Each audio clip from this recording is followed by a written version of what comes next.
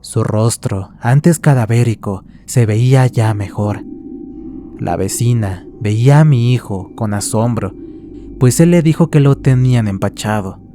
Una mujer que le tenía mala voluntad a ella le había dado de comer al niño un pan, el cual tenía un trabajo de brujería. A la vecina le iban y le venían los colores de su rostro. Mi hijo le aconsejó que se quedara callada, pues si comentaba algo, el ataque de la mujer sería con más furia, y el que iba a pagar las consecuencias era el niño.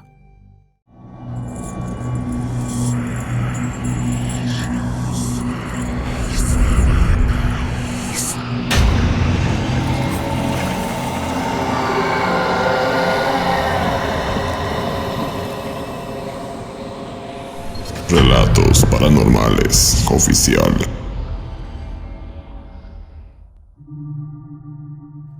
Yo no comprendía el por qué mi hijo veía la muerte. Él tan solo tenía la edad de 8 años. Uno piensa que es la imaginación de un niño de su edad. Pero como pasaban los años, mi hijo no dejaba de verla y hablar con ella. Pero con el tiempo comprendí que mi hijo tenía un don, y esta es su historia. Mi nombre es Adela Carriles, somos del Estado de México, tengo la edad de 60 años, y lo que les contaré me hizo plantearme respecto a lo que es el culto a la Santa Muerte. Era el año de 1990, y desde muy temprana edad, mi hijo comenzó a hablar de cosas que no entendía, o al menos yo no las comprendía. Tenía solo 6 años, una edad en la que sus palabras todavía deberían girar en torno a juegos y fantasías infantiles, pero lo que él describía era algo diferente, algo que hacía que un frío recorriera mi espalda cada vez que lo escuchaba. Mi hijo se refería a ella como la señora bonita. Debo aclarar que en la casa donde vivimos hasta la fecha, la adquirimos cuando un antiguo dueño la puso en venta por la muerte de su señora madre. Mi esposo y yo pensamos que Álvaro, que es el nombre de mi hijo, veía el fantasma de la señora, pero él aseguraba que no era un fantasma, sino la muerte misma. Era de madrugada cuando lo vi por primera vez. Mi hijo estaba sentado al borde de su cama, con los ojos bien abiertos, mirando fijamente hacia un rincón oscuro de su habitación. En ese momento pensé que estaba soñando, pero entonces me dijo, con la voz más tranquila que jamás había escuchado, que ella estaba ahí. Pregunté con la garganta seca a quién se refería, y él, sin mirarme, simplemente dijo, la señora bonita. Sentí un escalofrío que me paralizó en esos momentos. Sentía mis piernas pesadas y no me podía mover. Con miedo, giré mi cabeza hacia ese rincón que él me señalaba. Yo esperaba ver el espectro de la anciana, pero al intentar ver lo que mi hijo me decía, yo solo vi ese rincón oscuro y vacío. Yo le dije a Álvaro que yo no veía nada, pero él me decía que ahí estaba. No quise demostrarle miedo para no asustarlo, pero mi hijo muy tranquilamente me comentaba que no a todos se les hace presente, solo a aquellos que ella escoge. Le di un beso en su cabecita y le dije que ya era hora de dormir. Él miró hacia el rincón y con un gesto de agradecimiento le dijo que la vería mañana. Antes de salir de la habitación, miré hacia ese rincón, pero les juro que yo no veía nada. De hecho me acerqué, pero ni siquiera teníamos algún mueble o algo que le diera la forma a una persona. Yo me asusté. No era bueno que Álvaro estuviera mirando fantasmas. Además, mi temor era que éste con el tiempo se pusiera agresivo. Así que decidí buscar ayuda para que el alma de esa señora se fuera a descansar. Dejé la luz encendida de la estancia por si mi hijo tuviera alguna pesadilla, pero él siempre durmió plácidamente. A decir verdad, a como pasaban los días, no quise prestarle demasiada atención, pensando que solamente era una ilusión de su mente, que tal vez había escuchado alguna historia de fantasmas que lo había impresionado. Pero los días pasaron y no dejaba de mencionarla. Cada vez que estaba solo, decía que ella lo visitaba, que le hablaba de cosas que no comprendía del todo, pero que la sentía como un ángel de la guarda, alguien que lo cuidaba. Una tarde le pedí a Álvaro que me describiera a la señora que él veía, ya que lo primero que se me venía a mi mente era que un familiar estaba por fallecer, o que era mi hijo el que se llevaría a la muerte. Decidí hablar con mi cuñada, esperando que pudiera darme una explicación lógica, algo que tranquilizara mi mente inquieta. Ella siempre fue religiosa y supersticiosa.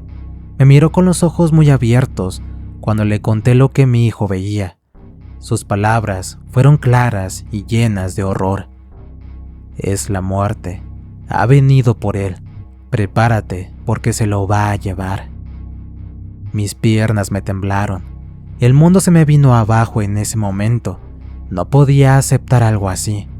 Como madre, era difícil asimilar que mi pequeño, mi hijo, estaba en peligro, marcado por una entidad que no debía estar cerca de los vivos, menos aún de niño tan pequeño y de buena salud.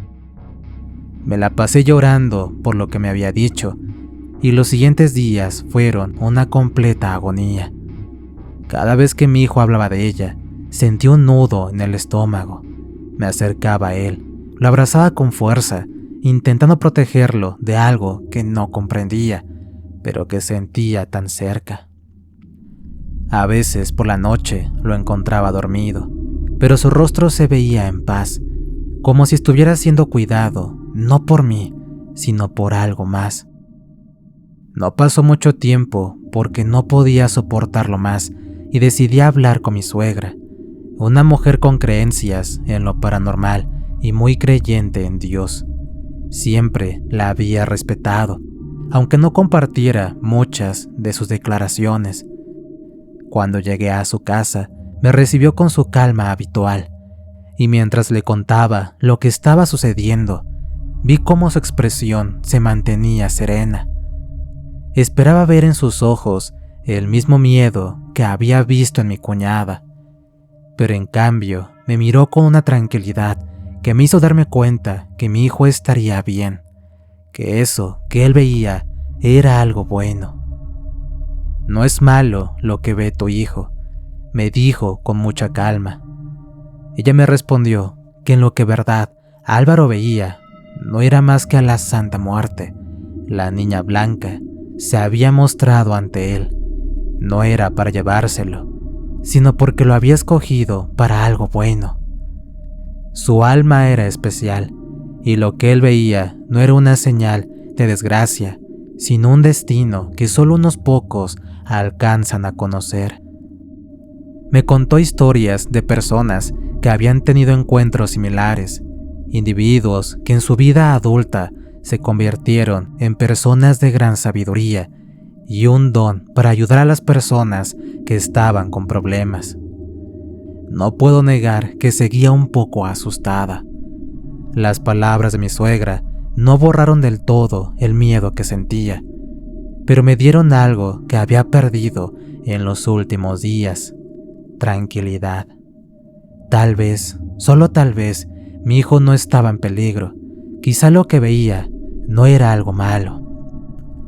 Álvaro comenzó a hacer cosas que me ponían la piel chinita.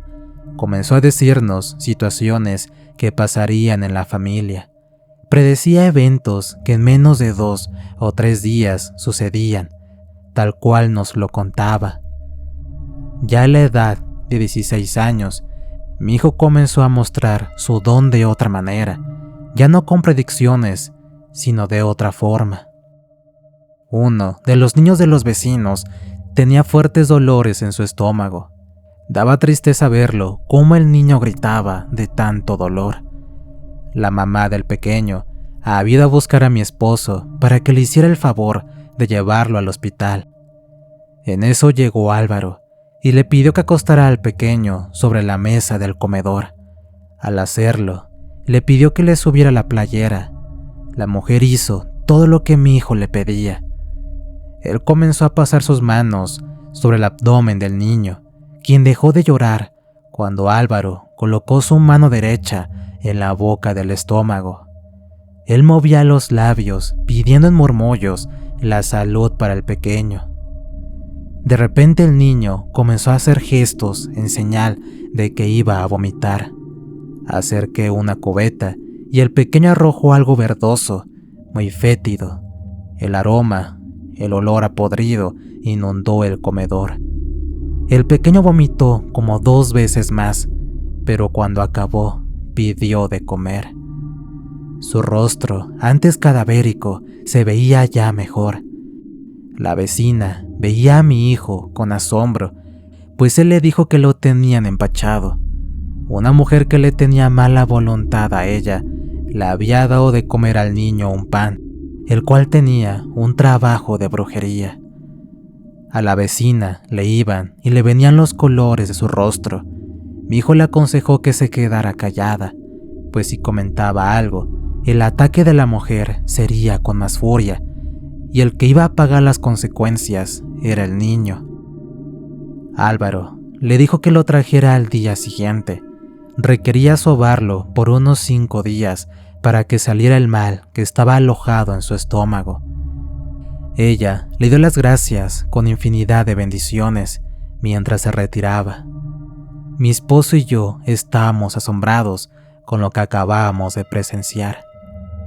Fue cuando contó que desde que empezó a ver a la muerte, ésta le dijo que tenía el don de curar a las personas que estaban dañadas, así como el niño de la vecina. Mi esposo le dijo muy serio que él sabía que las personas le rendían culto a la Santa Muerte, pero él creía que era mala. Pero con esto que acababa de ver, él mismo le compraría la imagen de la Santa. Pronto mi hijo, a su muy temprana edad, se hizo fama de ser curandero, pero también de causar temor cuando le preguntaban qué santo o virgen era el que le rendía culto en su ayuda cada vez que sanaba o ayudaba a alguien en desgracia. Él nunca ha tenido miedo de decir la Santa Muerte. Su padre le regaló una Santa Muerte blanca, pues es así como siempre la describía Álvaro. Al principio me negué, pero no se lo dije a ellos. No podía concebir la idea de rendirle tributo a algo que no entendía. Pero con el tiempo, al ver que mi hijo hablaba de ella con tanto cariño y devoción, decidí ceder. Si eso le traía paz a quienes buscaban su ayuda, no podía interceder de manera negativa.